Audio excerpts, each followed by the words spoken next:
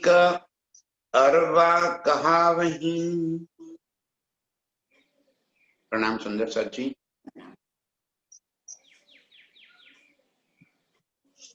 आप हक सिराज महाराज वे धाम के धनी सच्चिदानंद स्वरूप आप श्री प्राणनाथ जी हमें फरमा रहे हैं आशिक अरवा कहाव। जो अर्श की रूह है उसके लक्षण क्या होंगे, वो क्या करेगी। आशिक रूह कहलाने के बाद दावा तो हमने ले लिया, एक इल्म की वजह से हमने उज्जत पाले अपने आप को हमने कह दिया कि हम ब्रह्म सृष्टि है, दावा ले लिया। लेकिन तब आशिक अरवा कहलाएगी तीन मुख विरहा न निकसत। यदि मुख से विरहा नहीं हो रहा है, प्रीतम के विरह में यदि वो तड़प नहीं रही है, तो वो आशिक अरवा कैसी है। प्रीतम को जानने के बाद, पहचानने के बाद, स्वयं को पहचानने के बाद, अर्श की सारी न्यामतों समझने के बाद, प्रीतम के एक एक अंग के गुण जानने के बाद भी यदि उसके दिल में उसे पाने की तड़प नहीं हो जाती, तो वो आशिक रूह कैसी है। उसका आशिकी का दावा कैसे उसने ले लिया। जहां विरह नहीं है, जहां सेवा और समर्पण नहीं है, तो फिर वो आशिक रूह कैसी। ये संसार के जीव भी यदि अपने इश्क में अपने प्रियतम से, अपनी माशुका से अलग हो जाते हैं, यदि उसे पाने का कोई रास्ता नहीं मिल रहा है, तो अपने जान भी दे देते, या तो मरेंगे या मारेंगे, अपने आप को अपनी माशुका के वास्ते समर्पित कर देंगे। तो हम तो अर्श की आशिक है, मेरे प्रीतम की माशुकाए है, प्रीतम की आशिक है, और हम इतना प्रीतम ने जगाया, इतनी बातें बता दी, अर्श की सारी बातें समझा दी, अर्श की सारी न्यामतें कह दी, और इतना ही नहीं हमारे दिल को अर्श करके स्वयं हमारे दिल के अंदर आकर बैठ गए। फिर भी हमें उनसे विरह नहीं हो रहा है, जुदागी का कोई एहसास नहीं हो रहा। आशिक रूह कैसी है। हम इंद्रावती की आत्म अपने आप को जो कोसती है, अपने आप को जो धिक्कारती है कि मैं कैसी रूह हूं, मैं कैसी परमधाम की आत्म हूं। और ये बात सिर्फ इंद्रावती की आत्म की नहीं है, इंद्रावती की आत्म ने ये जो कुछ बात कही है वो हम सब रूहों के वास्ते कही है। उसने ये सारी तड़प अपने दिल में लेकर अपने आप को कोसते हुए हम सब रूहों को ये कहा है कि सभी की हालत, सभी के दिल की तड़प एक प्रीतम को पाने की होनी चाहिए। इसलिए कहा आशिक अरवा कहावही तीन मुख विरहान निकसत। और उसके मुख से एक पल के लिए प्रीतम की जुदागी का एहसास ना हो, विरह की बात ना हो, तो वो कैसी आशिक है। प्रीतम को खोने के बाद, प्रीतम से जुदा होने के बाद उससे प्रीतम की याद नहीं सताती, प्रीतम की याद में वो तड़पती नहीं है, तो वो आशिक रूह कैसी है। जब दिल विरहा जानिया तब आह अंग चिर चलत। जब दिल ने बिरहा जान लिया, प्रीतम की जुदागी का एहसास कर लिया, तो उसकी हुक हुक करे। आगे वाणी में लिखा है कि वो एक एक श्वास में भी हुक हुक तड़पती तड़पती श्वास भी लेगी तो तड़पती हुई लेगी। यहाँ यही कहना चाहते हैं कि बिरहा रस में डूबी रूह पल पल संसार के सारे काम करते हुए भी उसकी स्मृति प्रीतम के संग लगी रही, संसार की सारी जिम्मेवारियां भी निभाती रही, और फिर भी उसकी जो चेतना है वो प्रीतम के संग जुड़ी रही। जैसे कोई बहन का पति परदेश चला गया है, दोनों के बीच में जुदागी हो गई है, तो वो अपने पति के फोटो के आगे दिया नहीं करेगी, अपने पति के फोटो को छाती के लगा के घूमेगी नहीं, उसके फोटो की जरूरत भी नहीं पड़ेगी, और वो संसार के सारे कामकाज बंद करके क्या किसी एक कमरे में बैठ के आंख बंद करके अपने पति की स्मृति करने लग जाएगी ना। तो दिन भर जो भी प्रवृत्ति करेगी, जो भी कार्य करेगी, अपने बच्चों को भी संभालेगी, घर को भी संभालेगी, घर का सारा काम भी करती रहेगी, लेकिन उसकी स्मृति अपने पति के साथ, अपने प्रियतम के साथ जुड़ी रहेगी। अमर रूहों को ये होना चाहिए, धनी जी कह रहे हैं कि जब दिल बिरहा जानिया, जब हमारे दिल ने पहचान कर ली प्रीतम की, तब तो विरह होना लाजमी है। जब लग सुती नींद में तब लगना ही दोष, जब जागी हक इल में तब सिर अफसोस। जब तक ये शुद्ध नहीं थी तब तक वो भी कर लिया, अब शुद्ध दे दी धनी ने, बेशक इलम हमें दे दिया, बेशक इलम से हमें अपनी पहचान करा ली, और इतना सब कुछ करने के बाद भी यदि हमें याद न आवे तो आशिक रूह कैसे कहलाएगी। हम आशिक रूह के लक्षण धनी जी बता रहे हैं कि जिस दिल ने प्रीतम के विरह को जान लिया, तब आह अंग चीर चलत, तब दिल से आह निकली, ओ मेरे प्रीतम, मैं आपके बिना नहीं रह सकता।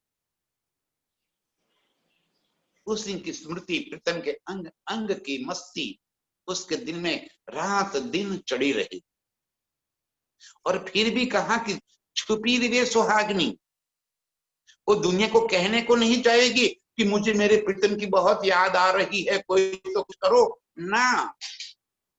वो छिपी रोएगी, स्वयं को अपने आप को कोसेगी, कब मिल से अपने पीऊं, अपने प्रीतम को पाने की तड़प लिए किसी को पता भी नहीं चलेगा कि अपने प्रीतम की आग में ये जल रही है, अंदर अंदर जलती जाएगी। ये आशिक रूह के लक्षण हैं। ए हासी कराए हुक्मे इश्क दिया उड़ाए। यहाँ बस यही तो हंसी हो रही है हमारी। इलम के चक्कर में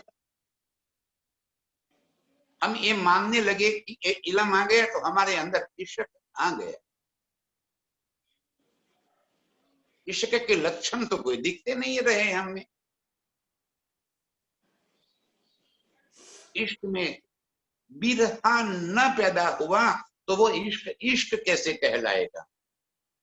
जिस तन में प्रीतम को पाने की तड़प न लगी हो तो वो इश्क कैसा हो।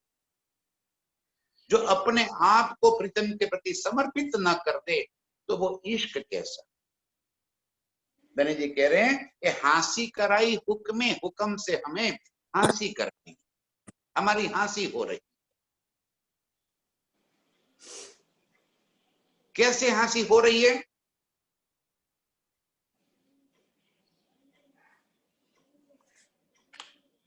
कि हम इश्क का दावा लेकर बैठे हैं, दावा इश्क का कर रहे हैं और संसार के सारे सुखों में मस्त रहे। बिरहा भी दिल में जगाने की जैसे बात कर रहे हैं, लेकिन वास्तविक बिरहा नहीं आ रहा है। इश्क दिया उड़ाए, इलम दे दिया, इश्क ले लिया। ब्रज रास में हम आए, इलम नहीं था, लेकिन इश्क भरपूर दिया था, प्रेम था लक्ष्यहीन। उस समय प्रेम दे दिया, लक्ष्य नहीं था, और आज लक्ष्य दे दिया हमें, लक्ष्य मिल गया हमें कि अखंड परमधाम ही हमारा लक्ष्य है, एक प्रियतम ही हमारा लक्ष्य है।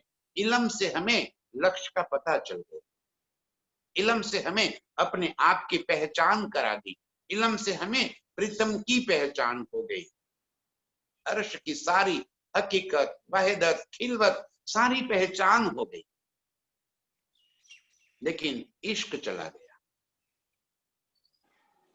जो ढोंग हो रहा है, प्रीतम कह रहे हैं कि इश्क का दावा लेने के बाद यदि विरह नहीं आया दिल में तो वो तो ढोंग हो गया, वो इश्क कैसे कहलाए। इसलिए कह दिया कि इश्क दिया उड़ाए, हमारे इश्क को उड़ा दिया। मुर्दा जो इश्क बिना गावत विरहा लड़ाए। मुर्दा जो इश्क बिना, इश्क के बिना जो तन रह गया हमारा अभी, और वो विरह का रस जैसे लड़ाए लड़ाए के माने के रुच रुच के बना बना के विरह के जैसे गीत गा रहा है। अंदर विरह है नहीं, गीत गा रहे। जैसे हमारे यहाँ गांव खेड़े में क्या होता है, यदि किसी की मृत्यु हो जाती है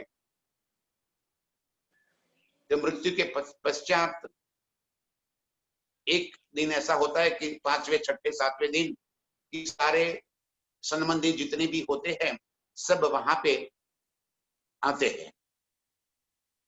तो जब बाहर से आते हैं तब हंसते हुए, बातें करते हुए, तालियां लेते हुए जब गाड़ी से उतरते हैं, ऐसी मजाक मस्ती करके, और फिर जब जिसकी मृत्यु हुई है उसके घर तक जाने का होता है तो फिर उस समय छाती पीटते पीटते जाते हैं, इतनी छाती पीटते हैं कि जैसे उनको जो मर गया वो इतना, हम देखने वाले सोचेंगे कि बड़े भाई ये कोई इनका बिल्कुल नजदीकी सगा संबंधी है, ताकि इतना छाती पीट रहा है, इतनी रो रहे हैं। महिलाएं कूट कूट के रोती, जैसे उनके घर पे पहुंच गए, घर वालों ने उनको कहा भाई चलो जो हो गया सो हो गया, अब शांत हो जाओ। फिर शांत हो जाते हैं और फिर जब वापिस आते तो फिर हंसते खेलते तालियां लेते हुए फिर वापिस आते। कहाँ गया वो शोक जो एक पलक के पहले शोक जता रहे थे, वो शोक अब कहाँ रहा?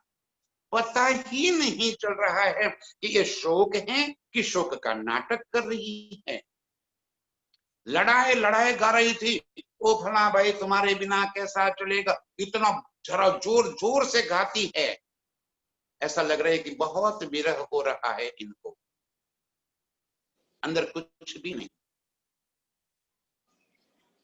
एक बार एक कार्यक्रम में गए, शोभा यात्रा चल रही थी और जो कीर्तन वाले गा रहे थे और उसमें एक यहाँ पे हंसी का कीर्तन होता है, सनेड़ो सनेड़ो लाल लाल सनेड़ो, वो प्यार मस्ती वाला गीत था। तो उसमें एक चौपाई गाई, हे मेरे धाम के धनी दुल्हा मैं कर न सकी पहचान, सो रो मैं याद कर कर जो मारे हेत के बान, और फिर करे सनेड़ो सनेड़ो लाल लाल सनेड़ो। अरे वाह, एक तरफ बोल रहे हो कि आपने मुझे जो हेत के बाण मारे हैं तो मैं रो रो के तड़प तड़प के आपको याद कर रही हूं, और दूसरी तरफ उसी चौपाई के शब्द को बिना समझे, बिना शब्द को पहचाने हंसते हैं, नाचते हैं, खाते हैं। ये हमारी हालत होती है। प्रीतम की वाणी को बिना समझे, इन शब्द को हम ऐसा मान लिया कि हमारे अंदर बिरहा आ गया। जब बिरहा दिल में आ जाता है तब तो रोती है, तड़पती है। प्रीतम को पाने के लिए उसको एक पल भी जुदाई सहन नहीं होती, खून के आंसू रोना। उसकी हालत तो वो मछली जैसी हो जाती है तो जल के बिना तड़प तड़प के अपना प्राण त्याग देती है। धनी जी यही फरमा रहे हैं, मुर्दा जो इश्क बिना गावत बिरहा लड़ाए। इश्क प्यार के बिना, अंदर प्यार प्रकट ही नहीं हुआ है, प्यार की तड़प ही नहीं है, इश्क की पहचान ही नहीं है, और मान लिया हमने कि ये इलम से कि हमारे अंदर इश्क आ गया है। दो बातें क्या हमने समझ ली, हम ये मानने लगे कि हमें तो राज्य से बहुत प्यार हो गया है, हमें अपने परिवार से ज्यादा प्यार है कि राज्य से ज्यादा प्यार। कभी दोनों तरफों को एक साथ मिलाकर तो देखिए, बोलना कुछ और होता है, हकीकत कुछ और होती है। चाहते हमारी कहां लगी हुई है, स्वयं को तपासे, स्वयं को पूछे कि हमारी चाहते कहां लगी। क्या हमारे दिल के अंदर राज्य के प्रति इतना भाव है कि बाकी सारी चीजों से अधिक वो प्यार हो। यही तरफ धनी जी बता रहे हैं, मुर्दा जो इश्क बिना गावत बिरहा लड़ाए। लड़ाए लड़ाए के हम बिरह के गीत जैसे गाते हैं। इलम के अंदर हमें ऐसा उलझा दिया कि हमारे इश्क को धनी जी ने उड़ा दिया। कबो अर्श रूहे ऐसी ना करे, जैसी हमसे हुई इन बेरा।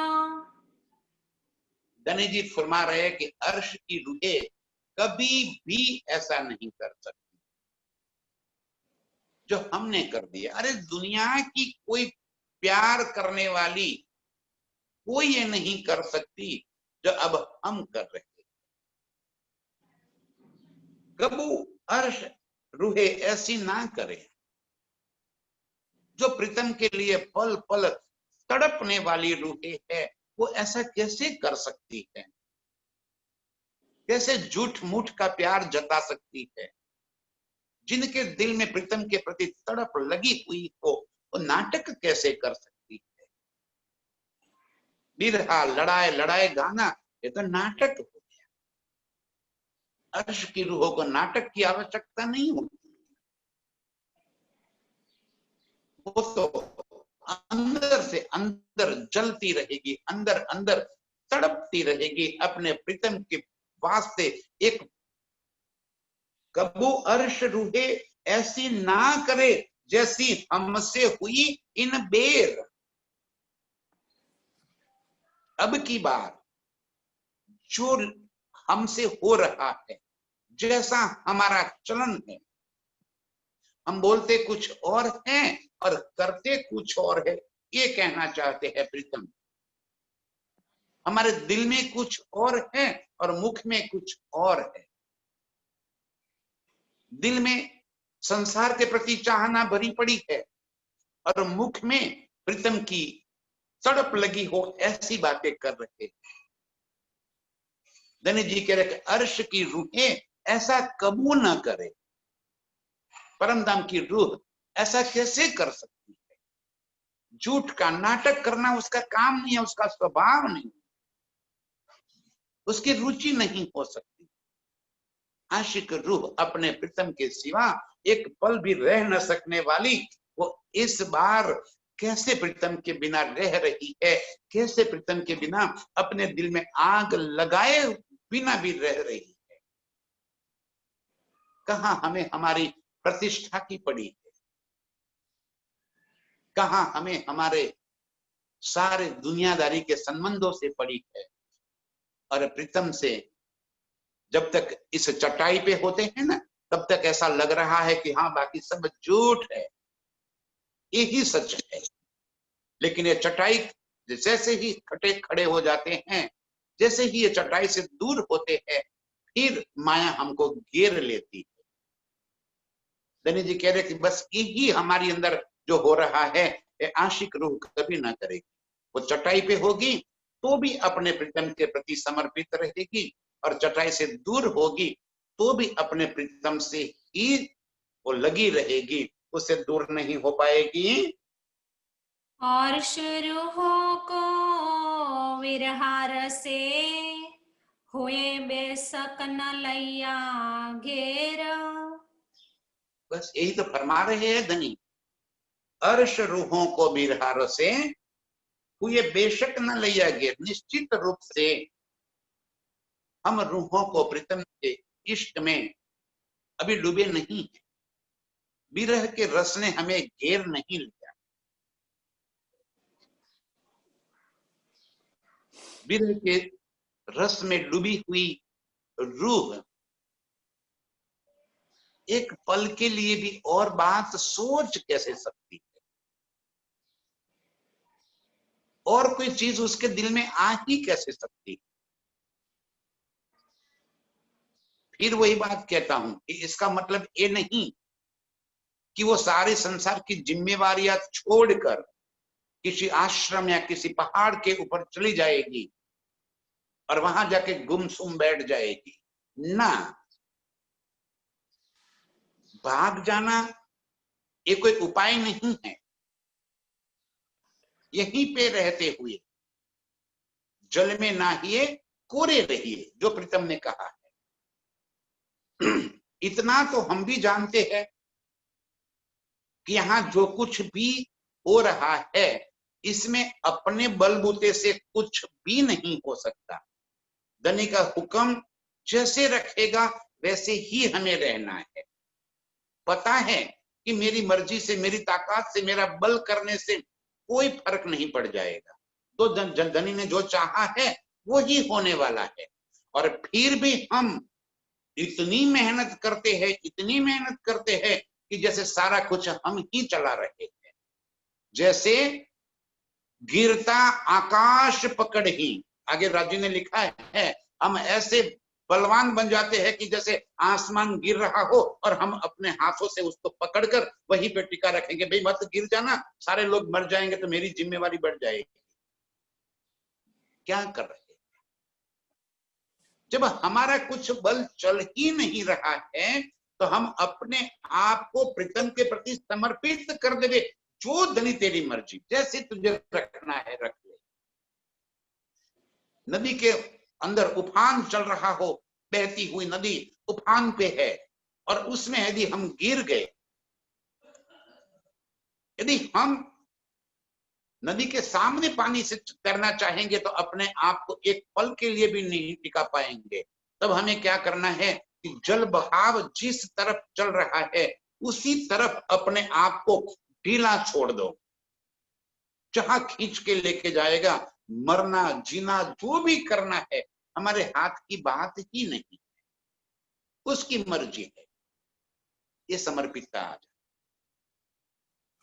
धनी जी कह रहे हैं, अर्श रूहों को बिरहार से हुए बेशक न लिया गेर। हमें अभी इश्क रहन रस ने बेशक अंदर इश्क पैदा नहीं हुआ है, बिरहा नहीं हुआ है।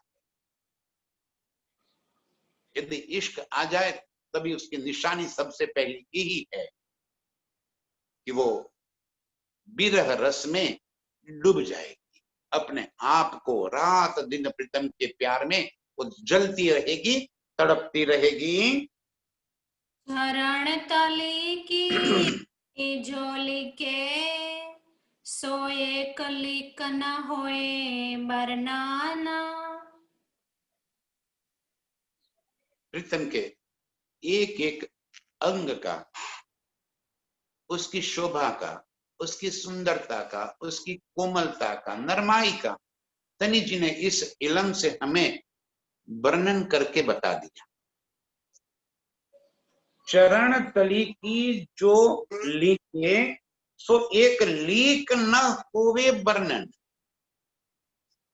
मेरे प्राण वल्लभ प्राण प्रीतम के चरणों की जो रेखाएं है, रोज हम बोलते हैं लाख तली लाल एड़िया, मेरे जीव के यही जीवन। क्या वो लाख तली एड़िया हमने अपने जीव के जीवन बना रखी है? यदि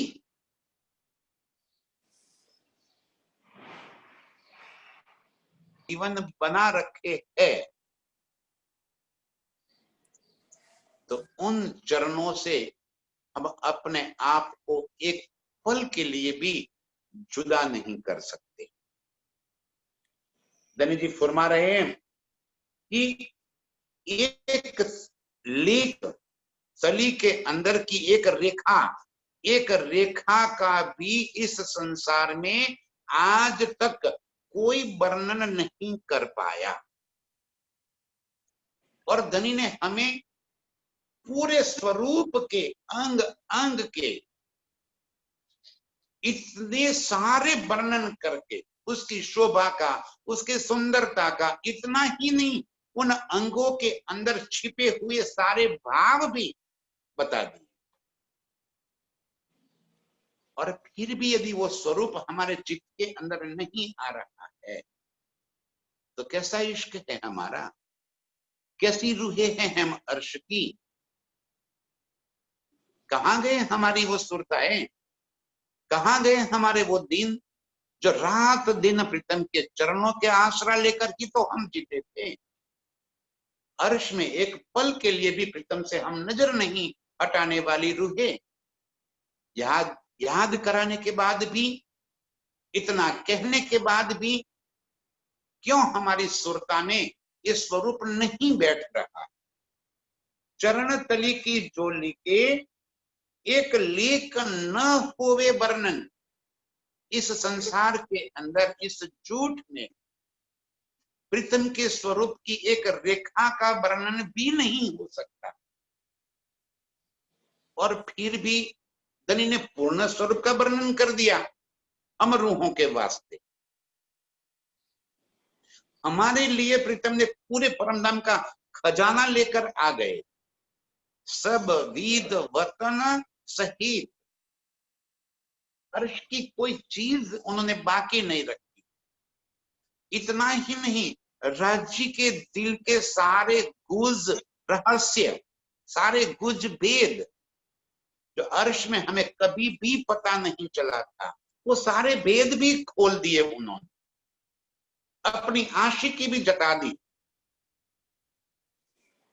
और फिर भी हमें उसकी कोई असर ही नहीं, हमारे दिल के अंदर हमने उसको लिया ही नहीं है। ऐसे धनी जी कह रहे हैं कि उनके चरणों के लीक का एक नस का वर्णन भी कोई नहीं कर सकता, शब्द में नहीं आ सकते। वो मैं लेकर आ गया। तो मुख से चरण क्यों वर्णवो, जो नूर जमाल का तन। जब एक रेखा का वर्णन नहीं हो सकता तो पूरे चरणों का वर्णन कैसे हो सकता है? और जब चरणों का वर्णन नहीं हो सकता तो पूर्ण स्वरूप का वर्णन तो हो ही कैसे सकता है? कैसे प्रीतम के नेत्रों का वर्णन करूं? कैसे मेरे प्रीतम के घुंघराले घने काले केश का वर्णन करूं? कैसे उनके चमकते हुए नीलाट का, नीलवट का वर्णन करूं? कैसे उसके अंदर की तिलक का वर्णन करूं? कैसे प्रीतम की नासिका, होठ, हड़पची, कैसे गाल, उनके श्रवण अंग। क्या बात है धनी जी। एक रेखा का जहां वर्णन न हो सके वहां पे मैंने पूरे मेरे स्वरूप का वर्णन करके दे दिया। एक रेखा का वर्णन ना हो सके तो चरण का वर्णन तो होने का नाम ही कहां से आ सकता है? झूठ में मेरे प्रीतम कैसे आ सकते? वो शब्दातीत शब्द में कैसे आ सकते? फिर भी धनी जी कह रहे कि मैंने कर दिया, ताकि मेरी रूह को वो स्वरूप दिल में बस जाए।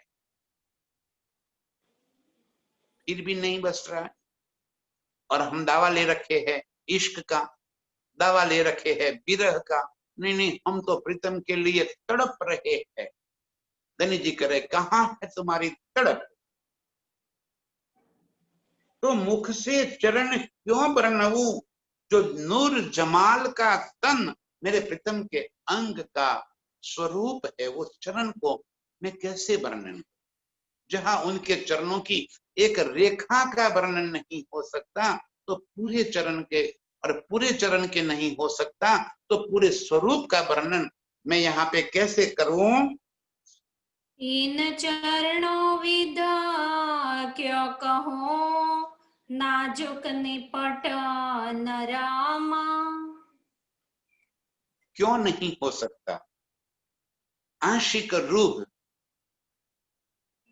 प्रीतम के अंगों का वर्णन करे, प्रीतम के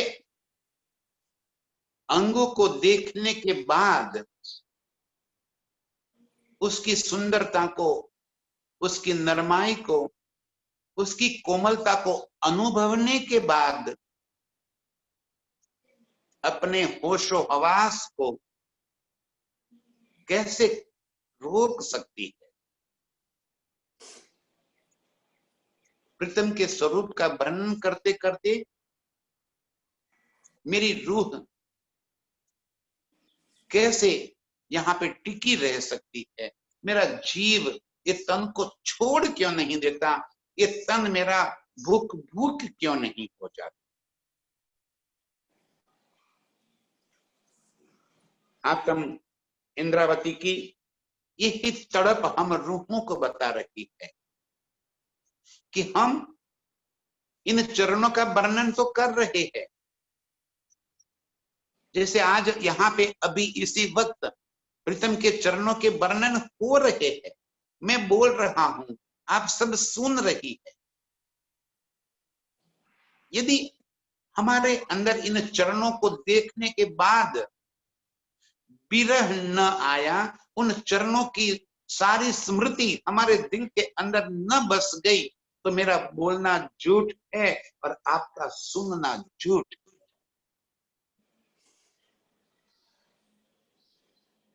ये कोई शब्द थोड़ी है, ये कोई संसार की बातें थोड़ी है, कोई कहता रहे और हम सुनते रहे। मेरे प्रीतम के अंगों का वर्णन आशिक रूह ये शब्द बोलते बोलते अपने आप को उड़ा क्यों ना दे? बस ये किया कराया सारा मेरे प्रीतम के हुक्म का है। इस वास्ते ये तन भी टिका हुआ है, इस वास्ते ये शब्द मुख से निकल रहे हैं। बाकी ये शब्द निकलते निकलते आह निकल जाए और वहीं पे शरीर छूट जाए। ये लीला मेरे प्रीतम की है, जो एक खेल के अंदर हमें अपने स्वरूप को दिखाना चाहते हैं। इस खेल के अंदर इस स्वरूप की स्मृति कराकर हमारे दिल के अंदर बिरहा रस तड़प भरना चाहते हैं, ताकि हमें इश्क का पता चल जाए। जो अर्श में हमें कभी पता नहीं चला, वही बात हमें यहाँ पे समझ में आ जाए। ये वर्णन करते इन जुबा, हाय हाय उड़त न अंग बेशरम।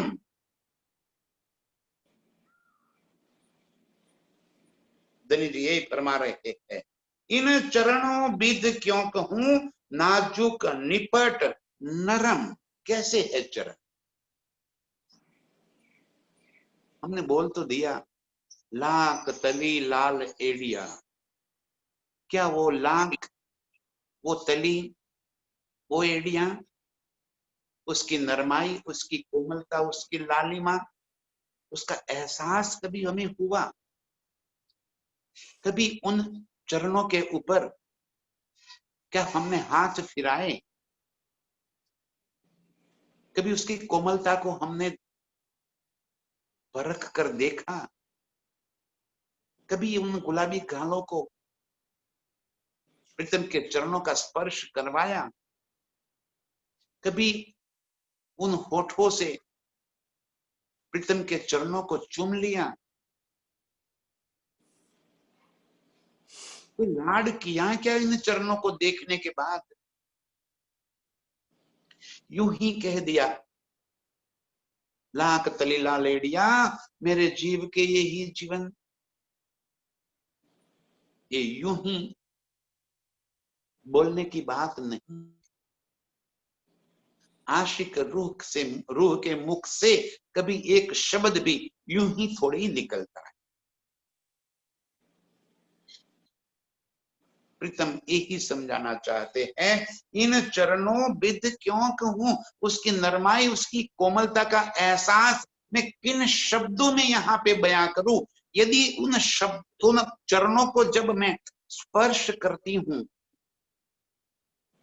तो उसकी कोमलता में ऐसी खो जाती हूं, तो उसको वर्णन करने के लिए मेरे पास होशो हवास ही नहीं बचते।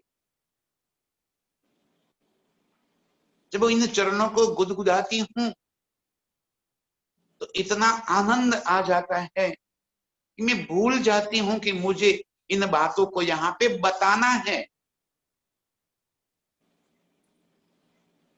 उसके मुख से एक शब्द भी नहीं निकलता।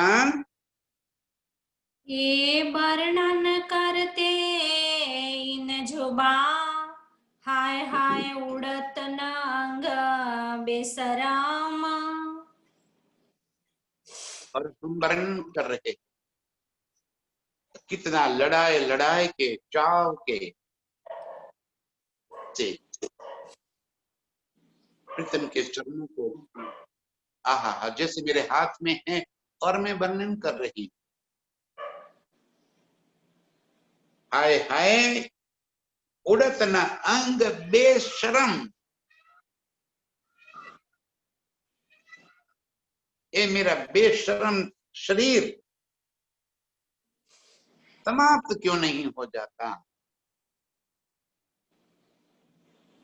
प्रीतम के इन चरणों की सुंदरता को एहसास करने के बाद प्रीतम के नेत्रों से नेत्र मिलाते हुए, प्रीतम के नेत्र का इश्क का रस पीने के बाद इन नेत्रों की सुंदरता अपने दिल में भरने के बाद मेरे नेत्र इस दुनिया की सुंदरता देखने के लिए क्या खोल पाएंगे?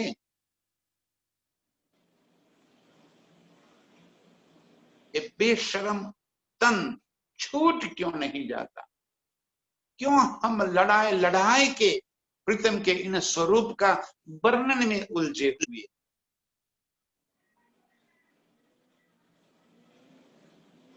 ये अंग दिल में आने के बाद मेरा जीवरा भूख भूख क्यों नहीं हो जाता? बिरहा यही तड़प हमारे दिल के अंदर भर लेता। रखा है हुक्म से, ये वजूद को जब तक हुक्म रखना चाहेगा तब तक रहेगा। हमारी मर्जी से ये वजूद भी नहीं उड़ेगा, हमारे चाहने से वजूद छूट नहीं जाएगा, क्योंकि हुक्म ने इसको खड़ा रखा है। यदि आज हमारे मुख से कोई शब्द भी प्रीतम निकलवाना चाहते हैं तब तो ये शब्द निकल रहे।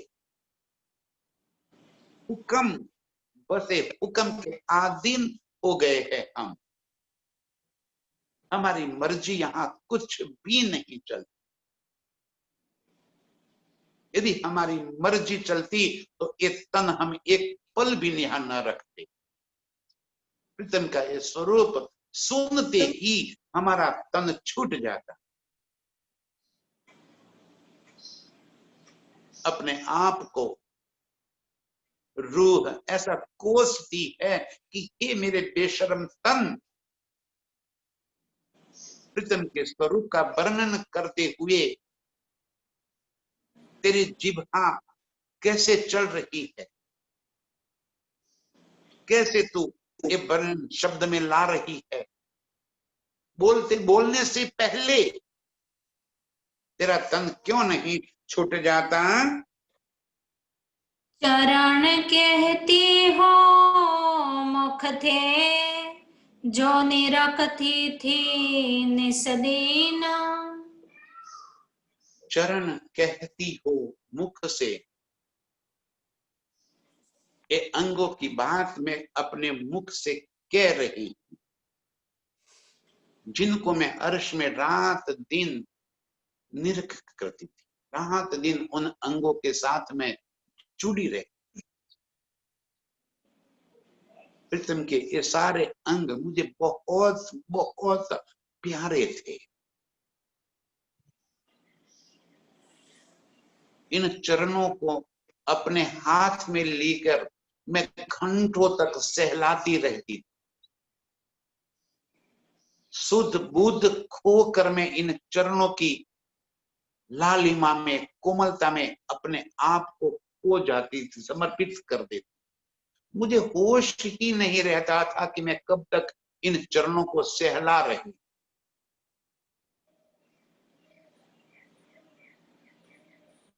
ऐसे ही प्रीतम के एक एक अंगों का सुख हम अर्श में बस रात दिन यही सुख लिया करती, यही तो सुख था हमारा अर्श के अंदर। परम धाम में यही तो हमारा लक्ष्य था, यही तो एक काम था कि प्रीतम को निरखता, बस निरखते ही रहना। उसमें इतना रस भरा पड़ा था कि हम कभी तृप्त हो ही नहीं सकते। रस भरे मेरे माशुक के अंग अंग से बहने वाले उस रस को हम पीते पीते पीते कभी भी तृप्त नहीं हुए। और आज उसी अंगों का यहाँ वर्णन कर रहे हैं, सुन रहे हैं, बोल रहे हैं, वाणी से पढ़ रहे हैं, और वो स्मृति हमारे दिल में आ ही नहीं रही। कैसे पांचवी भौम प्रीतम मेरे सुख सेज्जा पर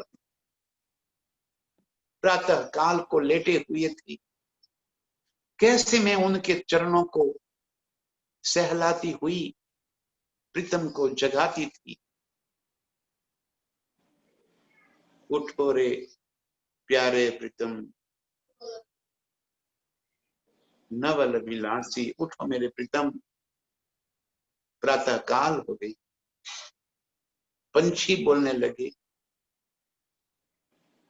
सूरज निकल आया, उठो मेरे प्राणवल्लभ, और मुझे नई नई सुख देकर नई नई लीलाओं में ऐसे ऐसे डुबो दो कि बस मैं उसी लीलाओं की मस्ती में मस्त रहूं।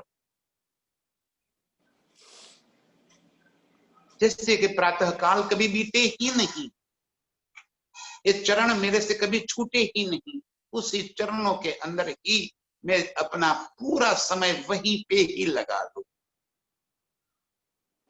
चरण कहती हो मुख थे, जो निरखती थी निश दिन। अर्श में हम बस यही एक ही तो काम था हमारा, इन प्रीतम के अंगों को निरखते रहना, निरखते रहना। इन चरणों को ही मैं निरखती रहती थी।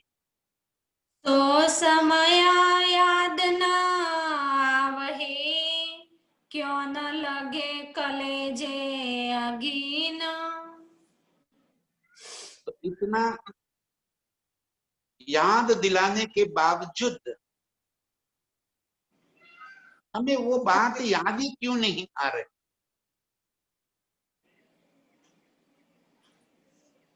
हम अर्श की सारी लीलाएं, अर्श के 25 पक्ष, सारी शोभाएं दिल में बसा लेना चाहती है। और कैसे चाहती है हम? कि बस जैसे ही चितवन में बैठ जाए, अर्श का सारा नजारा देखकर वापिस आने की जल्दी है ना हमें, घर का काम भी तो करना है, जल्दी जल्दी वापिस आ जाए। कैसा है हमारा चितवन? कि प्रीतम के एक अंग की स्मृति हमें हो जाए, प्रीतम के चरण ही हमारे हाथ में आ जाए, और फिर हम उन चरणों को छोड़ के किसी और अंग की तरफ नजर भी कर ले। ऐसा कैसे हो सकता है? क्या इन चरणों की सुंदरता से हम तृप्त हो गए कि हम किसी और अंग की तरफ नजर कर लेवे?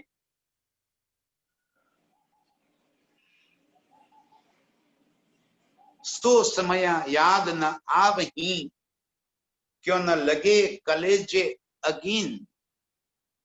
ए मेरी रूह, तुझे वो बातें क्यों याद नहीं आ रही?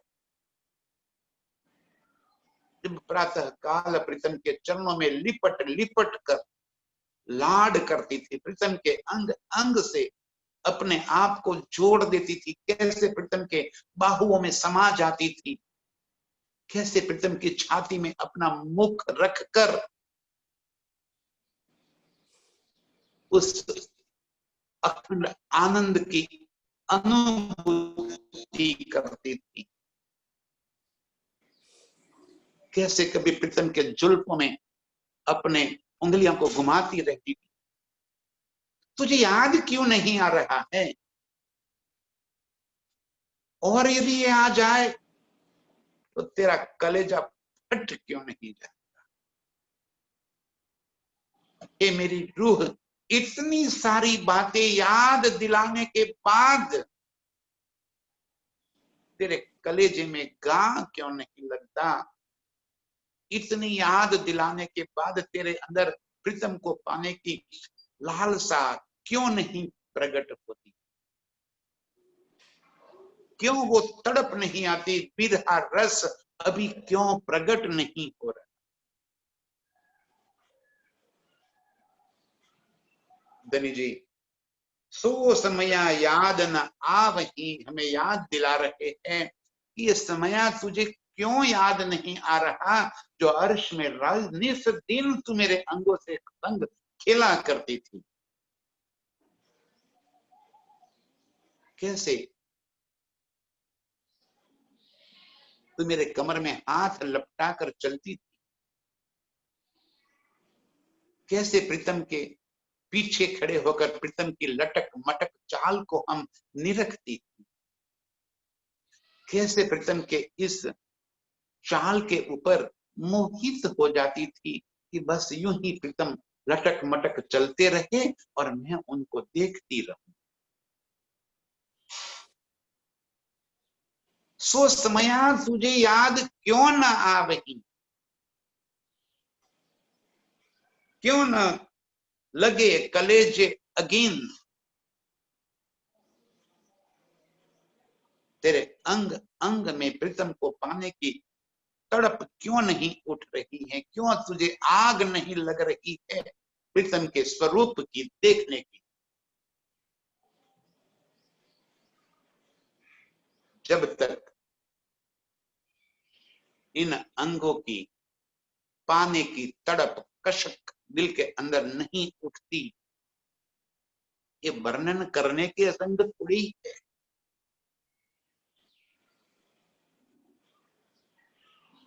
ऐसे अंग थोड़ी है कि जिसका शब्द में वर्णन कर देवे।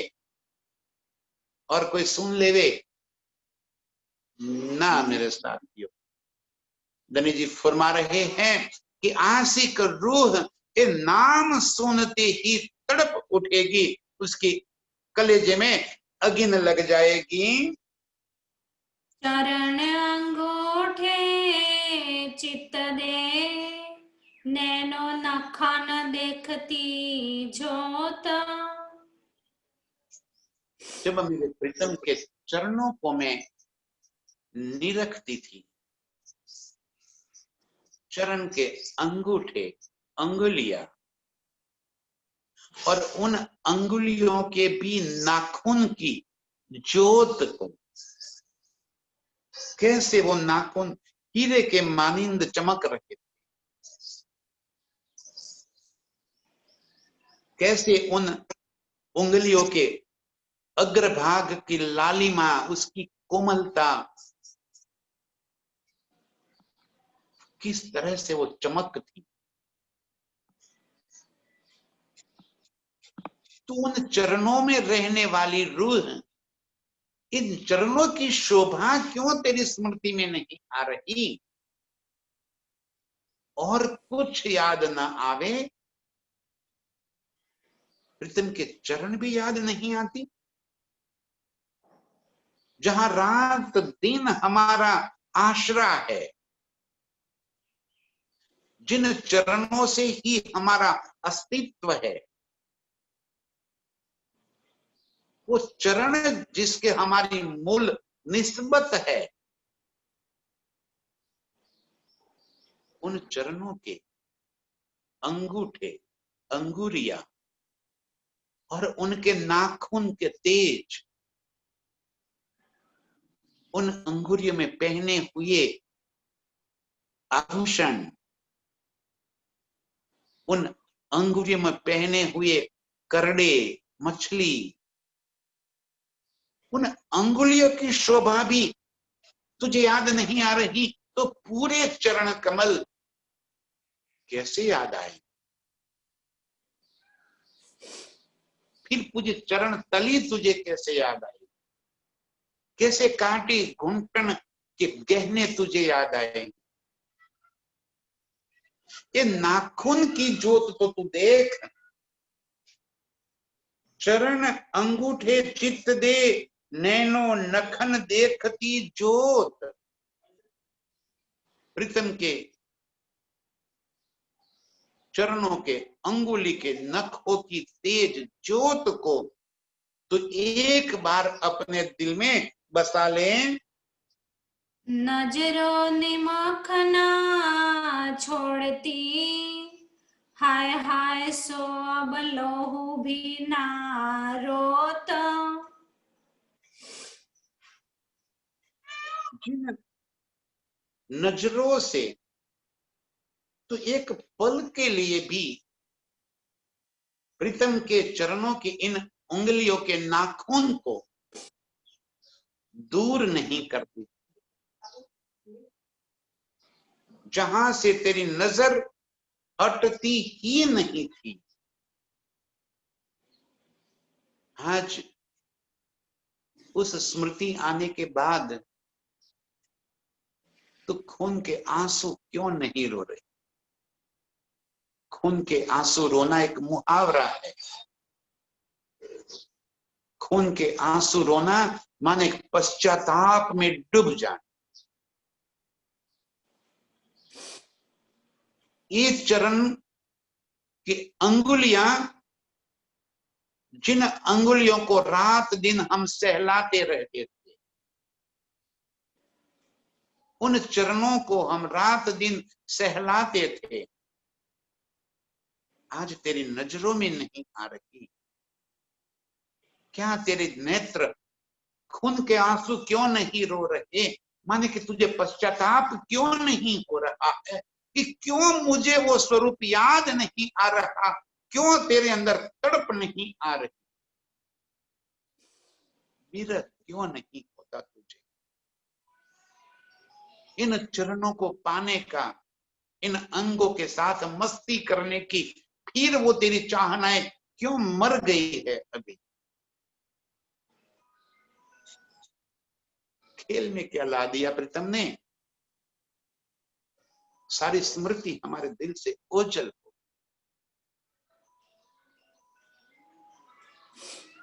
नजरों निमक न छोड़ती, हाय हाय सो अब लोहू बिना रोत।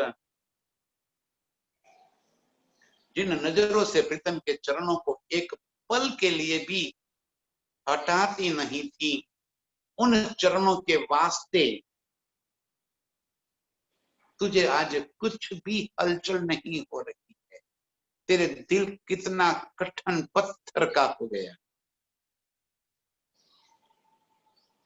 कहां गई तेरी तड़प, कहां गया तेरा इश्क,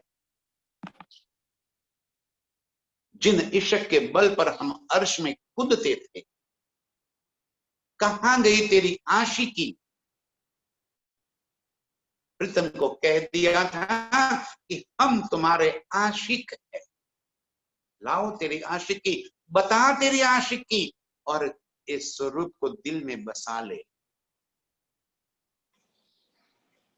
इन स्वरूप को दिल में बसाकर उसी की स्मृति में मस्त हो जा। यही तेरे जीव का जीवन है, यही तेरे जीवन का उद्देश्य है। जो भी सांस अभी बाकी बचे हैं हमारे, उन सांसों का उपयोग हम प्रीतम को याद करने के वास्ते करेंगे। कब पता नहीं कि ये दगदगी बंद हो जाएगी, किसी को नहीं पता। बस जो सांस बचे हैं उन ही सांसों को प्रीतम के नाम कुर्बान कर दे। जो समय हमारे पास अभी बचा है, पता नहीं कितना बचा है, हो सकता है कि बस यही चर्चा खत्म होते ही यहीं पे हम ढेर हो जाए। पता नहीं कि इसके बाद एक श्वास भी ले पाएंगे, कल सुबह की चर्चा होगी कि नहीं होगी, किसी को पता नहीं। लेकिन जो भी समय बचा है, उस समयों को हम प्रीतम के इन अंगों को निरखने में, उसकी तड़प में, उसके विरह में, प्रीतम के प्यार में, रात दिन उसकी मस्ती में हम अपने आप को मस्त कर लेवे। ऐसे प्रीतम के अंग अंग के साथ जुड़ने वाली, मस्ती में डूब